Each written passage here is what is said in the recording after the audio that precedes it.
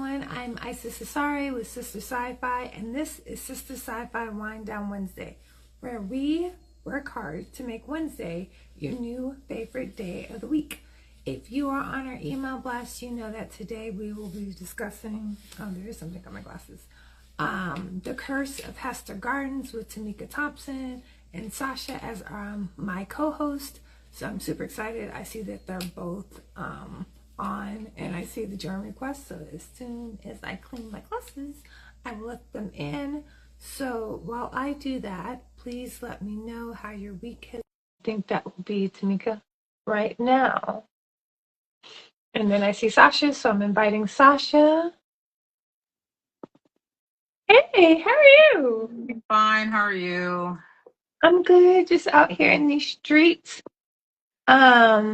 Yeah, these streets are rough. But not as rough as Hester Gardens. So Definitely not. Definitely not. Hester Gardens another level. another level, but we're about to get into that. And Tamika, I'm sending you a request. This should be the case, but please make sure that you are on Instagram on your phone and that you're connected using Wi-Fi, not your mobile data, and you should be able to get right in.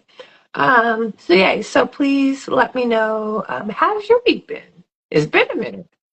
It's been last time I was on Wind Down Wednesday was back with Blood Moon. It's been a while. Wow, I was like, Blood Moon, that was like a year ago No, that was like the fall. of It was like last year. Okay, yeah, the fall of last September. year. And you're It was like, like this is the spring, September. so 6 months, okay, 6 months ago. Yeah, so Yeah, about time, 6 months. I'm like, yeah, things have yeah. been all right. Just finished my probation at my new job, so I'm locked in. So You I'm know what? happy about that. I wasn't Congratulations. worried about not passing probation. I just wanted the final evaluation to be signed. What's the new job? So I work as an information tech specialist for a New York State agency. Okay. Yeah. Fancy. Yay. Okay. It's basic tech support, but fancy title. You know what? Don't do that. Don't do that. I say fancy, you just say yes, it's fancy. Okay, yes, it's Yeah. fancy. Thank you. Thank you.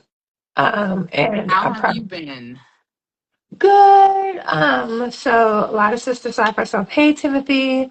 Um, like last year, we weren't doing a lot of in-person events, but this year, due to a lot of collaborations, back to doing in-person.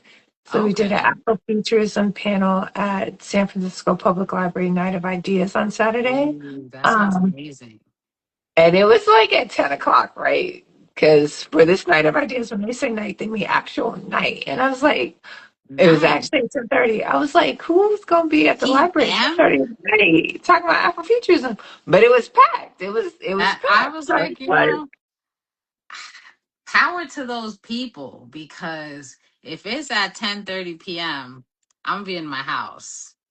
right, Like, right. cause I live in Queens, New York, and the Rip Bodice, the romance bookstore, is in Oh, Brooklyn.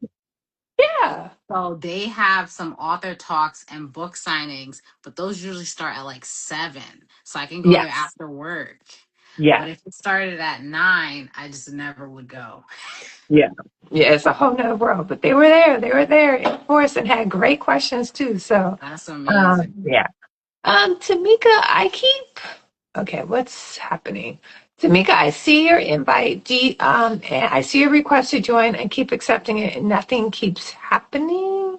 Um, I've also sent you a couple of requests, so see if you can accept my request. If that doesn't work, we'll just shut down. We'll all hop off and oh, there you go. Yay! Yay! It's only Hi. 14 Hi. How are Can you you? guys hear me okay? We can Yes, hear we you. can. I was having some sort of like permission issue, but I got it sorted out. Oh, that's Yay! I'm super happy you guys sorted it out. Before we jump into the questions and discussion, and we are discussing The Curse of Hester Gardens by Tamika Thompson. Um, so excited to discuss this book. Tamika, how are you doing today? I'm doing really well. Wednesdays is like my wellness Wednesday. I do a day that is just about my health. And so if I have any outstanding appointments for medical, or if I need to make appointments, or I go on a 3-mile walk on the trail, I go see my therapist so she can keep me in check, make sure that I'm setting healthy boundaries. I love that. So by this point in the day on Wednesdays, I'm usually feeling really good. Yay! I love it. I love it. That makes me that like really made my heart sing. So bold. That's a nice Wednesday. I'm like, all I did was go to work, but Well, you know, I the work a world is typical so 9 to heavy. 5. So The world is so heavy right now, and we have to make sure we that have we're to find staying on those. top of our health and our well-being and our joy in the midst of all of this. Yeah. Yes. Brown Baby's books, New York says, I needed that. So yeah, so like let's spread that positivity of Wellness Wednesdays throughout the land. So I love it. Like, Babies. I'm in New yeah. York City too. Brown Babies Books NYC. Yeah. Okay, so Tamika's glowing. Sasha just is locked in at work.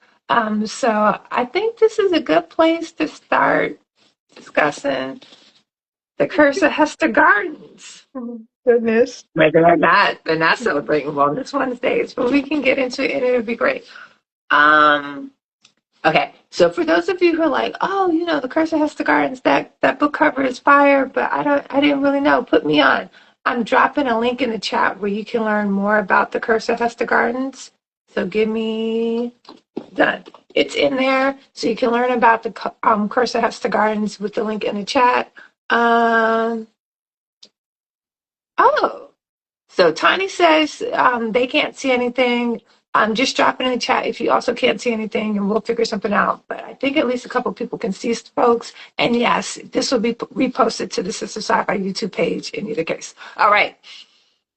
So if you, to further contextualize this, Tamika, do you want to read an excerpt? Because that first chapter had me in, and it also leads to our follow-up questions. So. Sure. Should I maybe give a little overview of the book too, just for people to know? So The Curse of Hester Gardens is a Gothic novel. It's set in a public housing project, and it follows one mother as she faces the twin specters of a supernatural curse and gun violence. That's sort of the overview. And I am going to read a little selection from the prologue. Yes. And wait. I got so excited. I was like, we did not. I was like, how are you? Listen, but we should probably introduce ourselves for those out there in cyberspace. Oh, introduce ourselves. Okay. I thought you did that while I was figuring out my camera. Girl, no. So, yeah. Okay. Yes. Tamika, let's start with you. So I'm Tamika Thompson. I'm an author of suspense and horror. My first book that I ever put out in the world was an anthology published by Aunt Lute. It's called Graffiti, and I was the co-editor of that. It's a multi-genre anthology, and it has some speculative and some realist stories in it. It won a Forward Indies Award. I also put out a short story collection called Unshod, Cackling, and Naked, which won a Next Generation Indie Book Award. And The Curse of Hester Gardens is my debut novel, and it's special because it's traditionally published. And I see myself as a bit of a scrappy sort of indie author. I published with small presses, so this is my first time with a big publisher, and it's been a really fun journey so far. The book has only been out for like 2 weeks, but but it's been a lot of fun. Yeah. Awesome. Sasha? So I'm Sasha. I'm a book talker, book influencer. As my creative, gets my creative juices flowing. But other than that, I live in New York City. I work in tech, and you can always catch me on my Kindle. I hear that. Yeah. Okay, so now let's move into the excerpt. Okay. And hold on in your seats. It's going to be a wild ride. So, ready, Tamika? So this excerpt is a quiet moment from the prologue. Nona cut through the alley, crept beside Hester Gardens' brick walls, and tucked into the shadows spreading across the concrete. Up ahead, two men argued, their shouts and curses drowning out the hum of a helicopter that circled in the distance. So far, the day had been perfect. She was determined not to let any turmoil cloud her wedding anniversary, but perhaps she shouldn't have taken this alternate route home, where she was isolated and hidden behind the crumbling facade that partially blocked the sun. She pinned her curls into a French twist for the occasion. Vance liked the variety, the novelty of touching the new hair, the new her. She imagined the boys at Mother Lincoln's, Kendall playing video games with Peter, Marcus chatting up Mother while he helped her cook, and Lance practicing his new sitting skills on the pillows in the middle of the woman's floor. As much as she hated to part with them, she was grateful Mother took them so they wouldn't drop paint on Nona's polished floors and grab at her skirt while she cooked steak, green beans with potatoes, and cornbread. Everything would be just so. Vance would be so surprised. The argument continued in the distance, not far from a dumpster brimming with refuse that spilled onto the ground around it. Sweat gathered beneath her bra as she shifted her bulky 70% off purchase from her left hand to her right. For 6 months, she'd stuffed ones and fives into an old purse at the back of her closet to afford the fishing pole. She imagined Vance's face lighting up when she gave him the symbol of his bass fishing weekends with his late grandfather. Keeping the gift a surprise was the entire reason she'd chosen this roundabout way home. She slowed her stride in case the disagreement intensified. The memories of her life with Vance danced in her mind. Their first night together in the back of his Camaro at Medford Lake. Their slow dance to Come Rain or Come Shine by Ray Charles at their wedding reception. The morning their firstborn emerged from her body and cried. She hummed a Mary J. Blige tune about real love as she ignored used needles, discarded cigarette butts, and empty liquor bottles littering the path. 10 years, 3 boys, tons of love. And although Vance hadn't gotten her the standalone home with a backyard, he was at least saving for the down payment. She wouldn't complain, though sometimes she wanted to. The men's shouts escalated, interrupted her song, and echoed off the brick. MF for this and shut the F up that. She scanned the windows. All the curtains were drawn, no one watching, not a soul around to witness the incident. And with the chopper above coming and going, it seemed only she was aware this fight was occurring.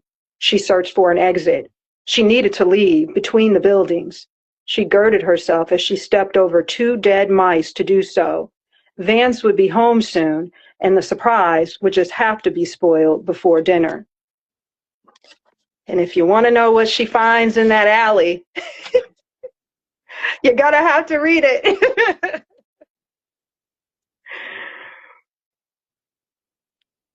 Oh, I can't hear you anymore. Wait. Okay. Sorry, I put myself on mute. There was so I'm back. You should be able to hear me. Yeah, so that the prologue, which I kept thinking was the first, was very intense. So yeah, Sasha, I'll turn over the first question to you. Okay. So in the first, like pretty much in that prologue, first chapter, we get a beautiful picture of Black love. And then you kind of smash through that image with like a baseball bat. Is this fractured sense of romantic love a part of the horror that's within the Curse of Hester Gardens? Yes, I was making a statement about Black love. I'm Black and I've been married to a Black man for almost 25 years at this point. And Black love in a lot of ways is love under pressure because Black people are under pressure in this country, in this world, really.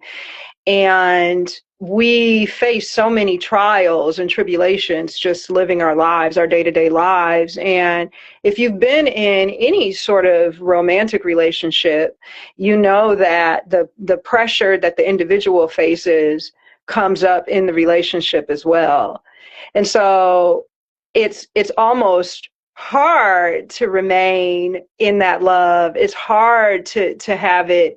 You have to work at it. You have to work really hard to keep it at that place where it had been in the beginning. And I think all people in romantic relationships have to do that, but especially marginalized people. When we are hurt, when we are pressed down, when we are facing adversity, it is very easy to lash out at the ones that are the closest to us. And I think that's why in our culture we celebrate Black love so much. You see it a lot on social media and online, where people will have, like, you know, these beautiful people who have been married for a long time and will, you know, put even hashtags on their Black love. We celebrate it because we know the odds, we know what we're up against. And so I wanted to paint the picture in the beginning there of what she had accomplished at that point, that she had been with her husband for 10 years, and that this was such a moment of triumph for her, that they had made it this far. They had 3 boys. Everything wasn't perfect, but she had that Black love that she had dreamt of as a little girl. And yes, I do tear it all apart in this scene. In the scene. And just to make a heads up, I'm switching questions. So I had a question that was anyway, to flow with the conversation more. So speaking of Black love, in the book, Nona, our main character, has 2 pivotal romantic relationships, one with Vance, who's described, and one with the pastor. And in Nona's mind, these are 2 very different men. But as a reader, I felt like they were very similar and very dangerous to me. Do you feel like Nona is attracting a particular type of man? Because you talk about, like, the societal pressures of, like, on Black love. So do you think it's Nona attracting the same type of men? And then also we haven't gotten to it yet, but if this book were to continue, what type of romantic relationships would you like to see Nona have? I think Nona, well, to back up about Nona is living in a public housing project, Hester Gardens, but she grew up on the other side of Medford in another public housing project, Dempsey Woods. And so her life from the very beginning has been a tough one, and she has her worldview based on books that she's read and the church that she attends, this mega church that she's attended. And that's her worldview, and that's what she knows, and she dreams of a better life, but she has been, her entire life has been in Medford, and she has not really traveled outside of it. So that's to give you a sense of who she is. Her faith is at the center of her life. She is unhealed from the traumas from when she was young. And once she is in her relationship with Vance, so much of the reason why she gets into the relationship with Vance is because of that unhealed trauma from when she was young and growing up in this tough environment. She goes through more trauma, you know, and this isn't a spoiler, but she loses her 18-year-old son. He is shot to death. And then Vance, who is a drug dealer, ends up in prison. And so she's experienced trauma in these current years, and goes out and gets into a relationship with someone that is, to your point, very similar to Vance in that both of those men are also unhealed. And she has held Pastor up on this pedestal, and she is very naive in the beginning. And I think the way that I wrote her was that the reader can see Pastor for who he is, but she does not yet. Mm-hmm. Yeah. In the beginning. And so the reader knows who Pastor is as soon as Pastor shows up. But I will say that Pastor does love her, and so does Vance. They both love her the way that they know how, and they're both deeply, deeply in love with her. And they care for her, and they are they're both broken in attempting to find their way. And so I have compassion for them as well. They are not villains, even though they make a lot of mistakes. Mm. Mm. Who would I want her to be in a sequel? Who would I want her to be with in a sequel? I would want her to be with someone who has healed from their trauma. And I don't think it's either one of these men. I think that she will go off into a new life and find someone who shares her values, but also is healed from their trauma. Yeah, that's powerful. It was I'm not trying to spoil, but there's a moment where Nona reveals to her sons how she met their father. And that piece of trauma was really poignant to me. It was like this piece of herself that she held on to for all these years. And finally, she kind of throws in her son's face to be like, look at how violent life can be. There's this trope of the strong Black woman, and I think Nona definitely has her strengths, but one of the questions that I carry with me is how do we experience protection as Black women, and who holds us when we hold everyone else? We really do hold everyone. And I don't think that this is specific to Black women. I think women in general are put upon in caregiving roles and in roles of service within families and within communities. But I think for Black women, there is this added pressure that we cannot ask for help, and we are supposed to be strong in spite of, and that we don't need protection. And I think that when she does give herself over to Vance, it's because in that moment she really did need some protection. I don't know that she necessarily needed it from him, but she did need a protector in that moment. And I think the trauma of that moment, in her mind, she was like, "Oh, it's him. He's my knight in shining armor." Yeah. Yeah. She assigned knight in shining armor to pastor next. Yeah, Exactly. I think it's so hard, right? Because there is that trope, like, as Black women, we need to be strong and we can't ask for support. And then, like, there are really critical moments in The Curse of Hester Gardens where Nona asks for support. And then, like, Vegas, like, Nona, you don't always need a man. And so that was just, like, That was like ding, ding, ding. Yeah, I was so, like, I was really, I was so, like, I agreed with Vega, but it was like, but the hyper independence of the Black woman is also kind of exhausting. Yeah, I think I was like so, like, I felt tension in my body as a reader. Like with that moment with Vega, I kind of felt like Vega was like, Nona is like a lost little lamb, always waiting for a man to help her. Like, not to be the strong Black woman, but take some of your own responsibility, kind of, for your own actions in your life. And she, to a certain extent with Pastor, there is some cunning in that as well, because she is using that relationship to her advantage to extract resources from him for herself and her boys. And so I think, to Vega's very astute point, the question becomes, what does she do when she's desperate? And that's how she feels in a lot of ways, because she has such high expectations and hopes for her boys, particularly for Marcus. She's hanging all of her hopes on Marcus, that he's going, as a valedictorian, he's going to get out of their high crime neighborhood. He is going to go on to the elite Ivy League university. And she is willing to do anything to make sure that happens. So when she doesn't have the resources, who can she turn to? And if she can't come up with it herself, there's even a scene where she's like at her job and she's like going through, where can I get money? I need money right now. Where can I get money? And I think a lot of people who read this will identify with this. We think about all of the times that some sort of tragedy befalls people, particularly medical issues that come out of nowhere. Your car breaks down. Yeah. Their life is just so in peril at all times. So any one thing can cause this major issue. And so, so I can see Vega's point two ways. Why do you always need a man? But then, is Vega going to help her? Like, who, who does she have? And she should be able to ask for help. It may not necessarily need to be of a man, but she very obviously needs community, and she needs support. Yeah.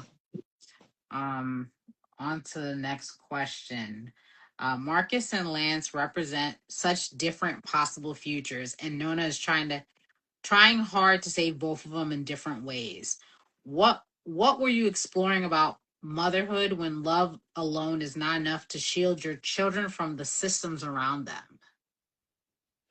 Ooh, a lot of this grew out of my own experience as a mother. I have a 15-year-old daughter and a 7-year-old son. And I also looked at my grandmother. My book is dedicated to my uncle who was shot to death when I was very young, and my earliest memories are of the way that this impacted my family. There was sort of this like heaviness to all of the interactions with my family when we were young because we lost him so tragically. And I always wondered, how did my grandmother absorb that loss and continue to love and carry on everything that she needed to with the rest of the members of the family? And so I drew from personal experience very much with this, because when you're raising children in general, but Black children in particular, you have to prepare your children for the realities of living in this country, but you also don't want to break their spirit. Mm-hmm. And she's balancing that in the context of this trauma of losing the oldest one. And it's a hard act for her because she's not always at her best. And I think readers will see as they go through this book, she is uneven in her interactions with Marcus and Lance. Marcus, she has placed on a pedestal, and he is the one that she has all of her resources and all of her energy pointed towards. And her youngest, who's a middle schooler, is beginning to fall in with the wrong crowd, with the Hester boys, the gang, and reminds her of her imprisoned husband. And so she's really uneven in the way that she is doing this work, which is preparing them for the system, but not breaking their spirit. And I think she's not successful in it. And she's a bit in the dark about the reality of what their life is like as young Black men. You would think she would know, having come up this way, the husband that she married, the son that she lost, and by chapter 1, she still just doesn't get it. She doesn't fully understand their experience. And, there are 8 POV characters in this book. And the reason is because I wanted the reader to be tuned in to what was going on with these boys, even though Nona wasn't. Yeah, and I felt that, and some like what I appreciated about the book with the Curse of Hester Gardens is that like the characters felt really embodied, right? Like I could feel sitting at Mabel's table, right? I could see Vega in her yard chair drinking her coffee cup, right? I could see Mother Lincoln, like they felt very distinct. I could see Pastor and the First Lady, right? They felt very distinct and unique in my mind. And so kudos for you for making them very three-dimensional. Thank you. So going back to a central character, speaking of Marcus, like on page 194, he gives this really insightful analysis of gun violence, which I appreciated, but seemed very astute. For like, even though he's like, graduating like salutatorian and heading off to Brown, how do you know that passage from that character would heighten the sense of tension for the reader? Because that's what it did for me when I read it. So when I worked on this book, before I wrote it, I researched it for 2 years, and I spoke to experts around the country, CDC, city leaders, survivors, mothers, and that was the research that's sort of the underpinning of the text. Harlan, who is Marcus's cousin and is Nona's nephew, is a journalist in the book, and his research and reporting over the course of the text mirrors very closely what I had researched in order to put the book together. The thing about Marcus in that passage, which I think is I was saying two things there. Number one is there is this sense that people who are marginalized or oppressed don't fully know what time it is, that they, because they're not in the ivory towers and they don't have the research dollars and they're not necessarily going out and documenting and getting statistics on things, that they kind of don't fully know the systems or know what's happening to them. And I did not find that to be the case when I was growing up. I grew up in Detroit in a high crime neighborhood, and there, all of the things that you see and hear in Hester Gardens and in this book happen in and near my home. And everybody was fully aware of what was going on. They understood voting, they understood unions, they understood police, and they knew how to survive. And Marcus, by the time he's 18 and getting ready to graduate, is not a typical 18-year-old that's headed off to college, nor was I when I was 18.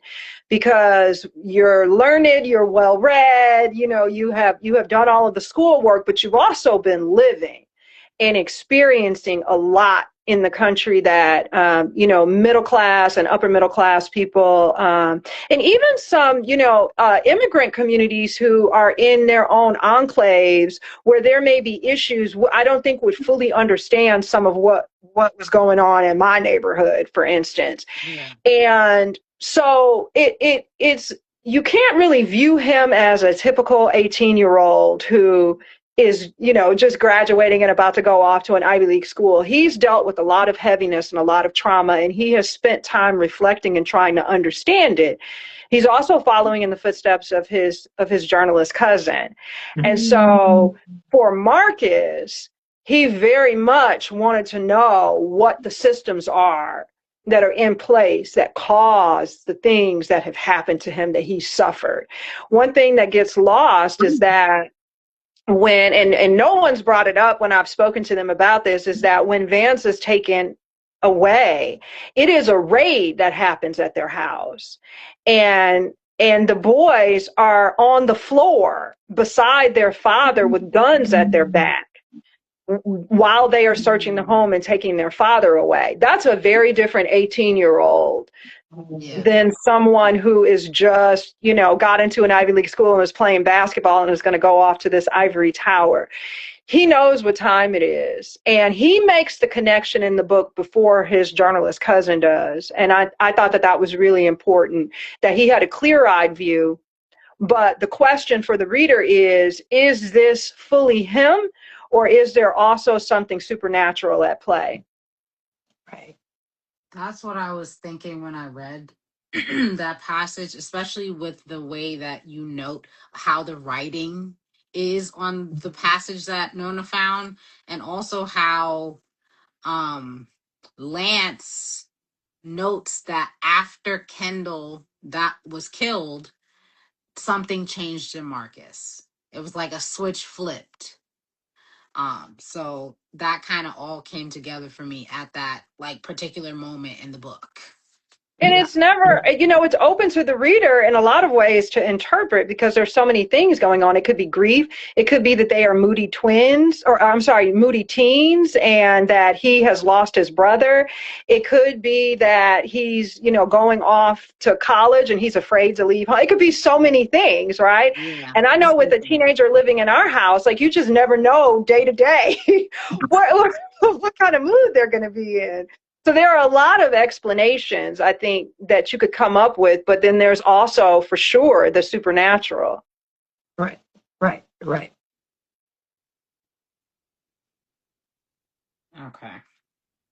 So the Curse of Hester Gardens includes guns, not as just weapons, but almost as characters. From Donnell's Gravedigger to Prager's service weapons. Why was that specificity in the depiction of guns important for you to include in this book? I think we've stopped seeing guns. I think as a society, we have stopped seeing guns. We don't notice them, and we don't notice shootings. We kind of have come to accept all of the things that gun violence has brought into our country. We have accepted the number of people who die each year, which is somewhere around 48,000 who were killed.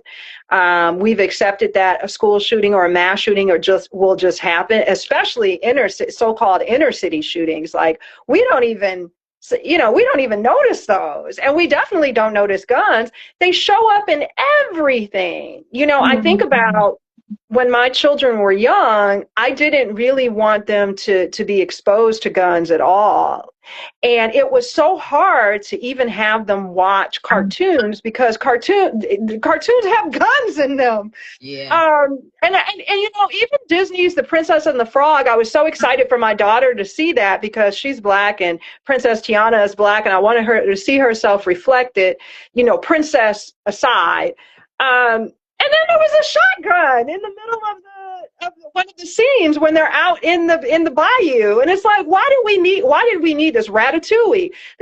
These rifles just show up, and so it's gotten so pervasive that we don't even see them anymore.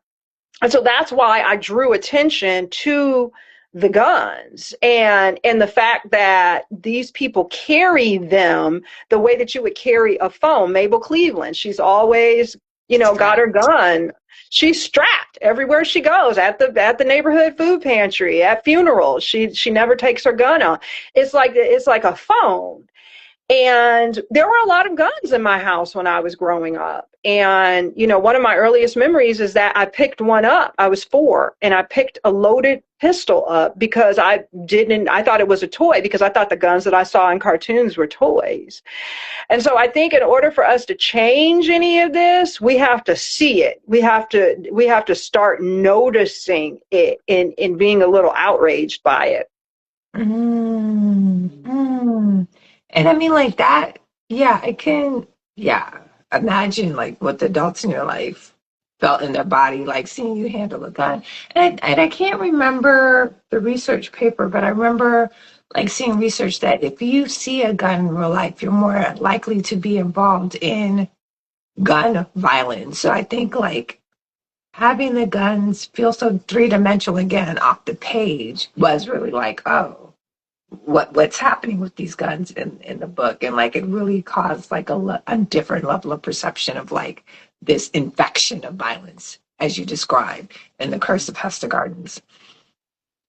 Going back to the book, and you mentioned this earlier, I was really, and we talked about this, none of the characters seemed flat. Like there were no easy villains. Like even though Nona desperately hates Peter, you work hard not to make Peter a victim, a villain. So there was so much, I'm going back to the questions. So there was so much care in showing like how it's the systematic violence that's the issue and not like the individual characters in the books that are villains. Why was that important for you to resist easy villains? I wanted to take back this narrative. We come up with a lot of labels in this country. Criminal is one of them. And I don't believe in the criminal label. I don't believe in labeling people at all, because the minute that you label them, you have, it is very easy for you to dehumanize them. And this country loves to label people. And so to label Peter a criminal, to label shootings gang related, it allows people to be able to turn off that part of them that sees that humanity. And so there are no human villains in this book. The only villains in this book are the systems.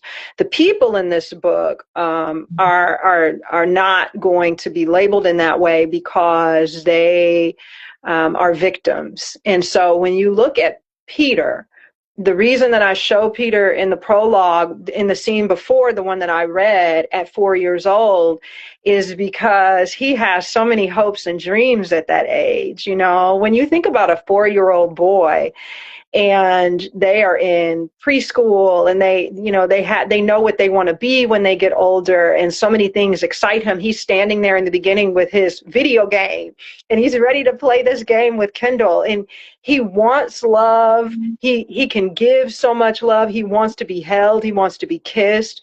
He especially wants Nona to love him.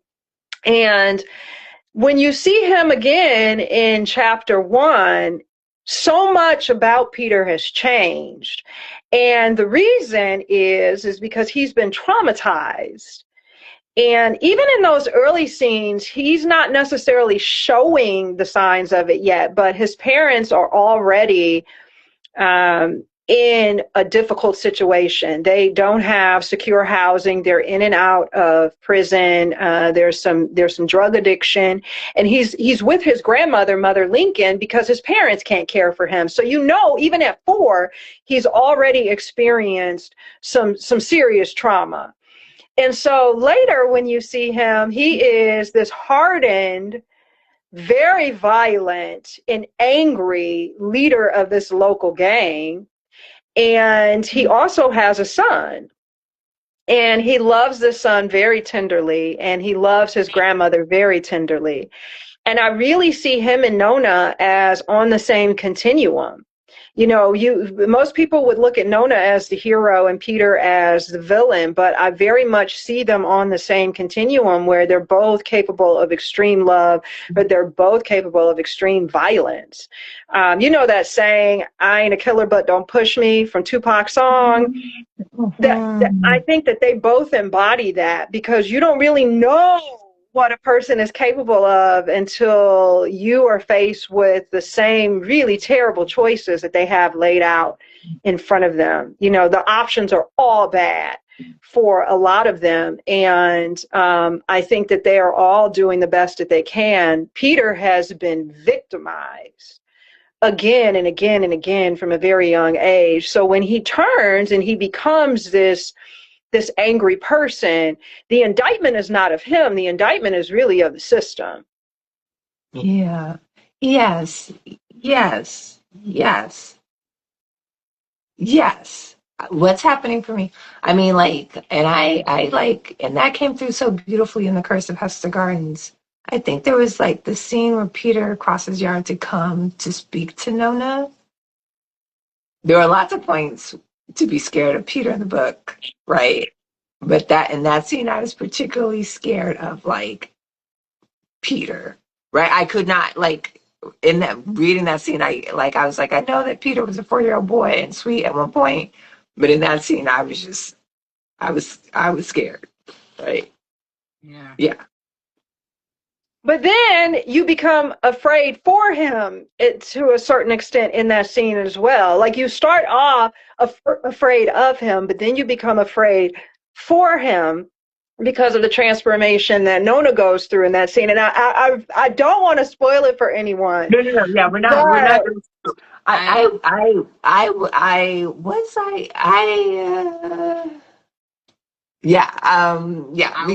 will try to be spoiler free. My normal book reviews are full of spoilers. But today this discussion will be spoiler free. Spoiler free. So, next question. There's a haunting question throughout the novel. Is this family cursed by supernatural or something, or by America itself? How did you balance those two possibilities so the book could function both as a terrifying horror and as a sharp social reckoning? Yeah, I thought going into it that it was going to be difficult to balance that, but it ended up not being that way because I really stuck with Nona's story, Nona's arc, and her desperation. I think that that's really, when you take everything else and put it aside about her flaws, her affair with the married pastor, her cunning, all of those things, and you just look at the panic that a mother feels about protecting her boys, I felt like that was the balance, because it has all of the parts. It has the supernatural, where she's like, nothing in my religion, in my faith up to this point can explain what I am experiencing. Everyone is telling her this is just boys being boys and she's imagining it. But then also there's the very real presence of this gang, of the Hester Boys gang, and of Peter, and what that could mean for Marcus and what that could mean for Lance. And so I think just sticking with her anxiety that she feels and this desperation in that she is seeking some sort of answers and help was really the balance between the two. So, and just for time, I'm shifting some of the questions around. So, Sasha, you'll see the update in the question list. Okay. Am I doing number 10? No, I'll do, yeah. I'll do 10. You can do 11, and yeah. Okay. Cool. Yeah. So the Curse of Tamika, the Curse of Hester Gardens is deeply lyrical. So both the cadence of the writing and the reference to musical tracks. Why was it important for you for the reader to hear the music of Hester Gardens? And I would love for you to tell us more about the accompanying playlist. Yes, so there is a playlist, and the reason that there is a playlist is because there's music in so many of the scenes, not lyrics, but song titles, and I thought it would be fun to just put it together as a playlist. And, I was talking, a friend of mine mentioned the other day, she's like, you should put this on Spotify. And I was like, I actually have it on Spotify. I haven't posted it to my social media yet. Oh, okay, so that's I looked for it. I was like, where's the Curse of Hester Gardens playlist? And it didn't come up. And I was like, I'm so behind, people. It's been 2 weeks, but no, I'm gonna get that spot because I already created it. I just need to share it on social media. But so much of, I feel like Black culture is connected to music. I think about the songs that I heard when I was young at church, and when I was learning about our history, the chain gangs, the music from the chain gangs, the music from people working in the fields, the enslaved people working in the fields. I think about the way that the women in my family used music when they were doing work around the house or in the fields, on our own family farm, and how music is a place of community building, but also to lift our spirits and to carry us through the trauma and the pain.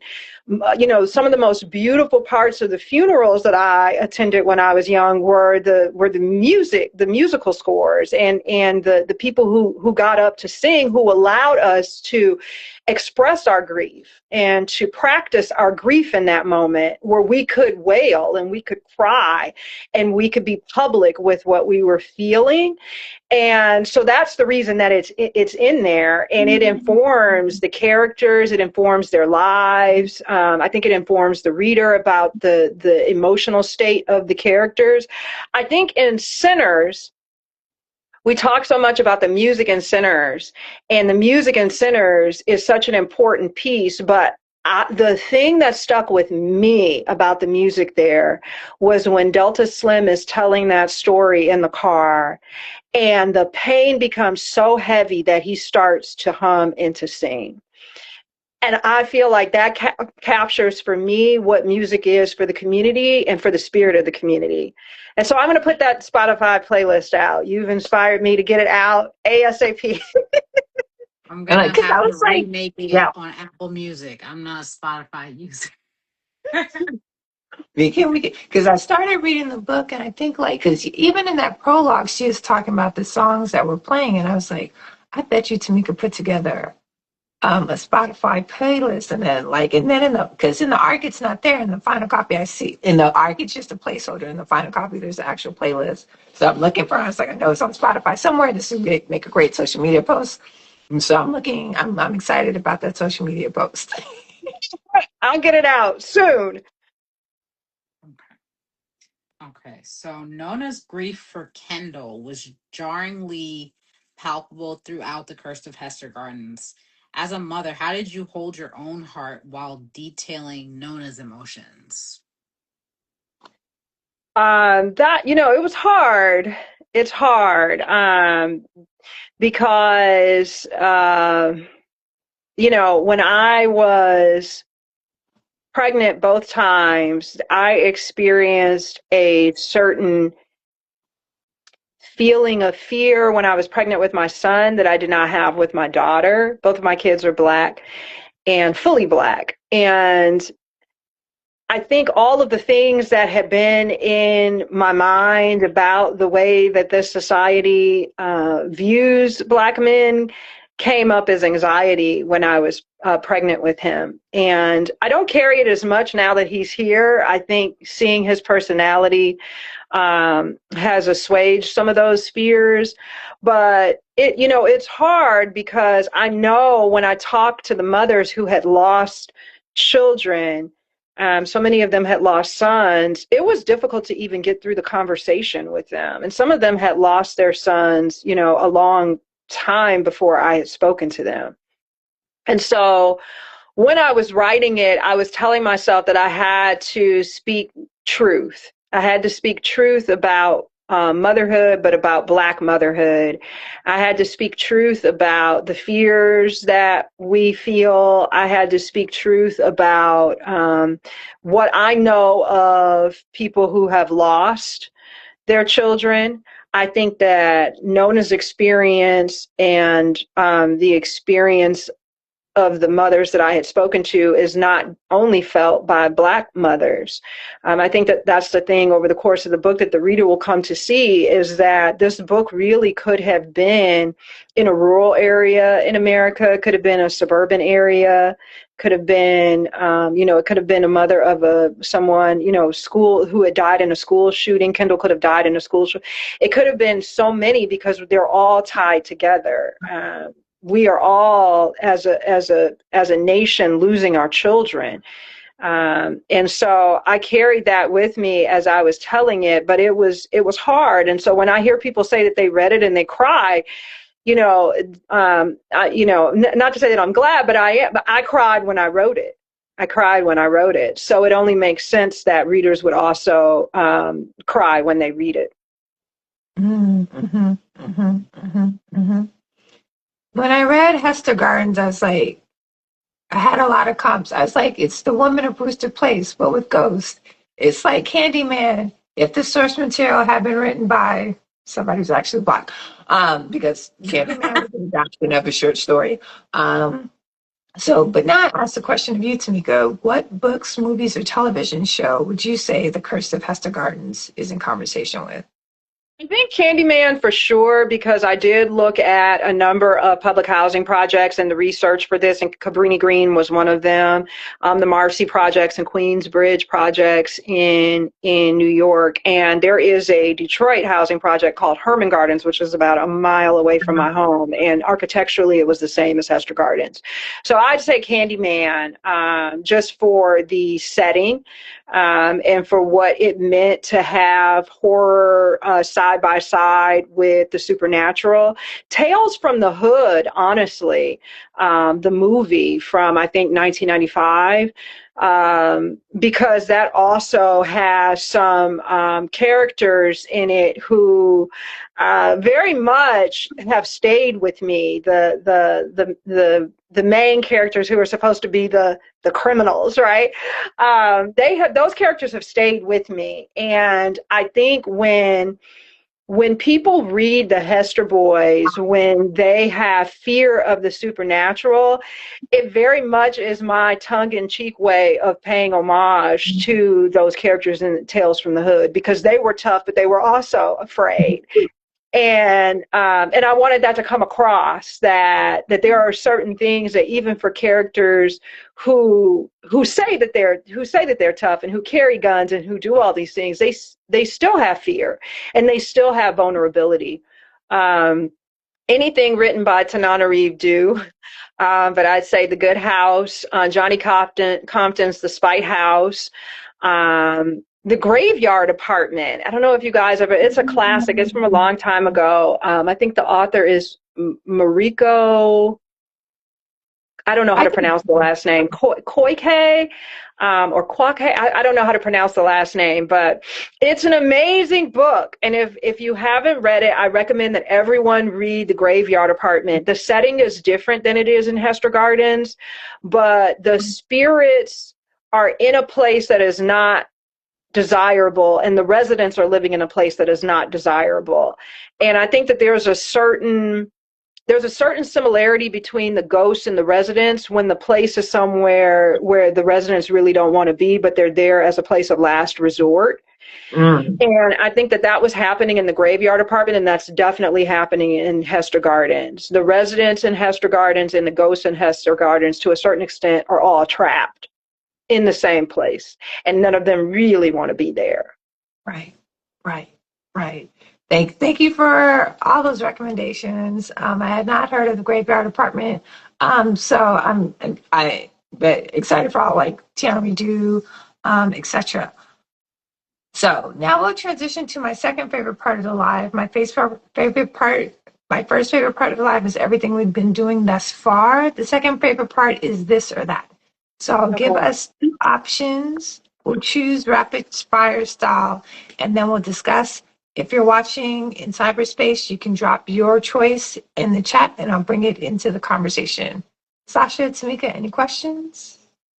Now, are we discussing it immediately, or we're just going to say it and then we discuss it later? We'll say it and we'll discuss it immediately afterwards. Okay. Yeah. And all the this or that options are loosely inspired by the Curse of Hester Gardens. Loosely. Okay.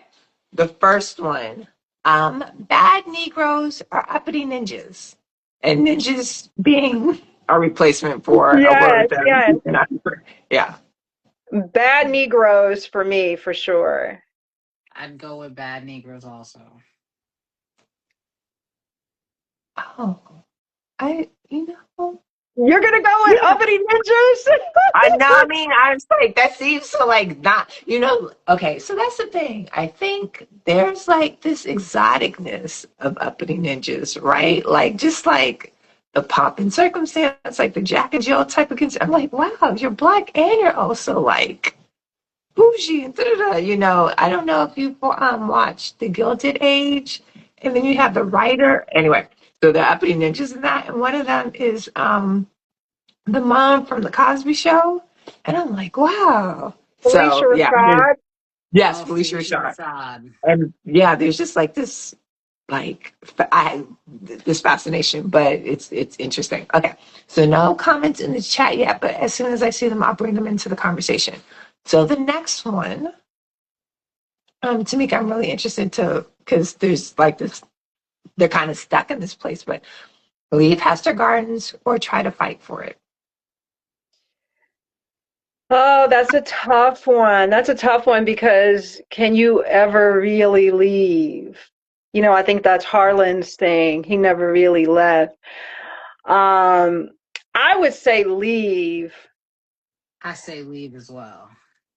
And then come back and burn it all down, right? Like you leave, you get everybody out, and then you go back and you tear the place down because it shouldn't exist to begin with, right?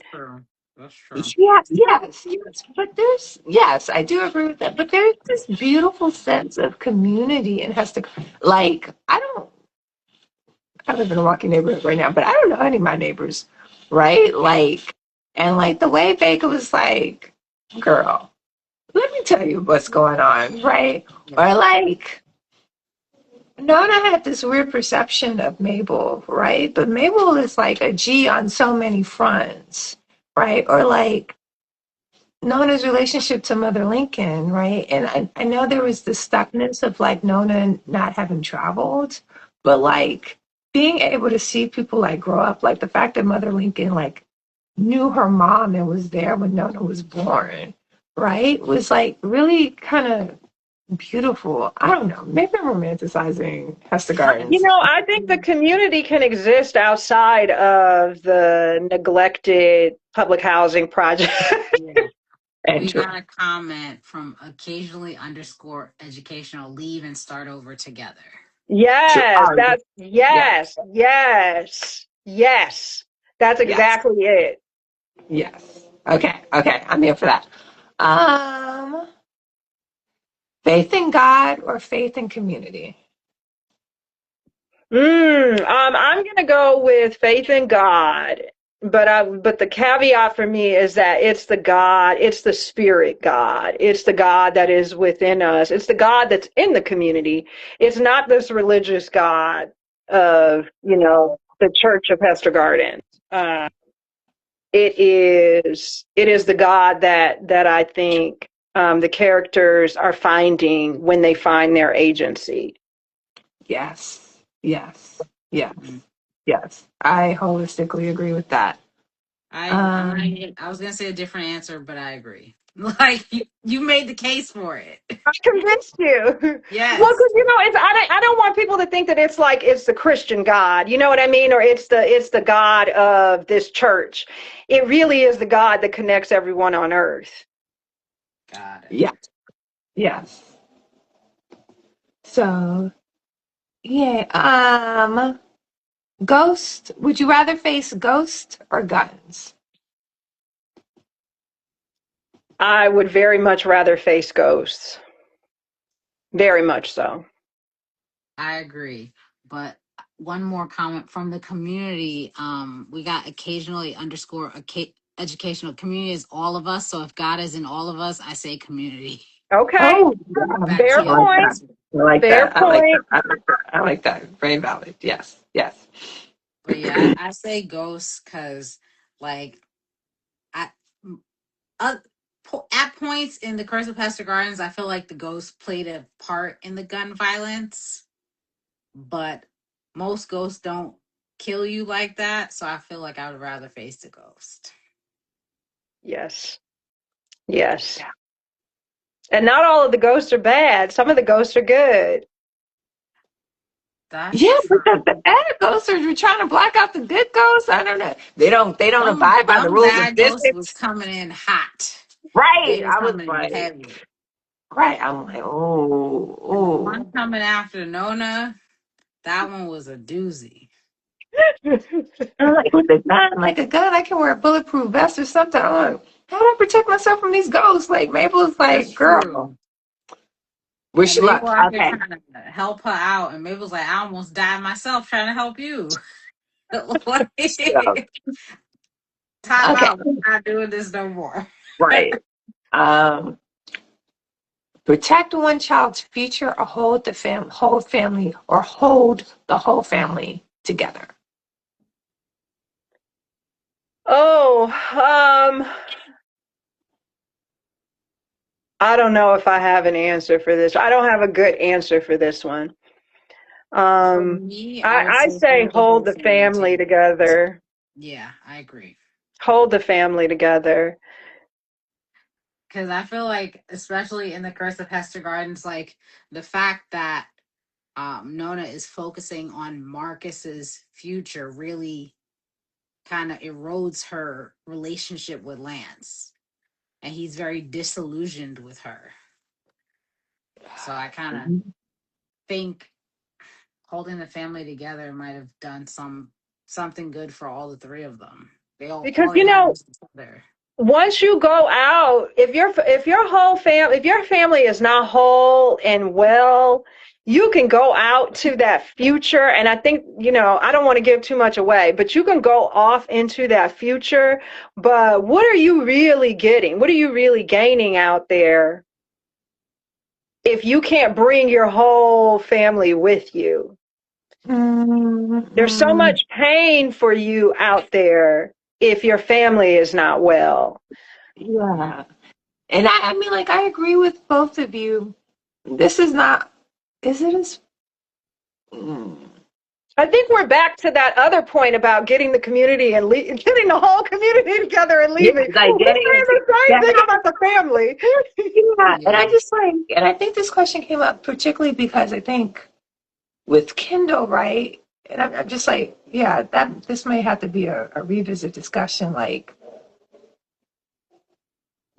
would his would his life been different? Like, had no, it had. But anyway, but yeah, that's something for me to like meditate on, right? So yeah, but I do agree with you. So wait, will there be another book? Is the Curse of Hester Gardens? Is it a series? I believe that there will be books in this world again. There are so many rich characters here that I would love to continue to explore. It won't be my next book or even the book after that, but there are certain characters in here that are still speaking to me. And Nona has gotten a little quiet, but Gretchen, for instance, who lost her twin Grace, and yes, Gretchen is still talking, and she still has a lot to say. So I think that this world will continue. Also Harlan definitely has a lot to say still. So I think that Yeah. there will be future work from this world for sure. Yeah. Yeah, the I moment think you like said future work, I thought of Gretchen. Right? You know, oh it's so interesting that I thought that when people read them that everyone was going to connect with Keandra Kiki. And I think some people do, but there's something about Gretchen in that bathroom scene. I have heard from so many people, they're like, girl. That was yeah, like, yeah, Gretchen's like a difficult character to empathize with, but also like you get that feeling of her and her twin sister that is recurring, her thoughts of what if she was the one who passed instead of her sister. Yes. yeah. I think yeah. So I think Gretchen and that bathroom scene was incredibly intense. Harlan, I think there's a lot of ways, like since he's an investigative journalist, a lot of ways where that story could go. I think Mabel, there's so much richness in like her present and in her past. Like that could be a whole Yeah. series. And I think Vega, I Yeah, think Vega like too. Vega seems like very magical in that character. I think there's a lot that could be done. Anyway, we got a rich cast of characters. So Really do. Thank Very you. rich. Very rich. I'm like, honestly, I binge read it. I tell you, every time I come to these conversations, I usually have not finished the full book by a few days before, and I have to just binge right through. but But I it's a but I page got it. turner. Yeah, it's It is a super page engaging. turner. It helped me. I was able to I didn't read the physical copy. I just went through on Kindle, but I have my physical shelf trophy. Yeah, yeah. Is it signed? Um, I'm going to have to get you a signed one. I love that. I love that. I love a good signed book, and if I get a signed one, I will do a giveaway of my unsigned one. Okay. That's what I usually do when I have multiple copies. I'll be I in New love it. York. I'll get you one. I'm like, when you're in New York, are you doing a signing? I am. I'm doing a signing in New York. So, and I'll be When is there in that? May. So Oh, it's May. May 8th. I'll send What's you the all the bookstore? info. And it's on social media. So, Okay. yes. Well, look, Let yeah, me because I just saw the tour graphic. So, yay. Tamika, this was absolutely yeah. amazing. Thank you for writing a very riveting book that Oh, not only has just my compelling hair appointment. Tears. um, that's not only like intriguing with amazingly rich characters, but also like super insightful with social commentary and data points. So, The Curse of Hester Gardens, the copies that I opened it to the wrong page. The copies that we have here, Tamika, Sistah Sci-Fi, are signed by Tamika Thompson. Enjoy the rest of your book tour, Tamika. Sasha, it's always a pleasure co-hosting with you. Yeah, it is always a pleasure to do a wind down Wednesday. I'm like, even though it's 8 p.m. where I'm at least it's not like 10 p.m. Thank you both so much. I really enjoyed this. Oh, where'd Yeah. she go? I think the phone dropped. Yeah. Sasha, come back. Don't go into the light. Okay, you back. Yep. No, my phone is on a tripod, and the tripod fell over. Yeah. I Oh, think I knocked it.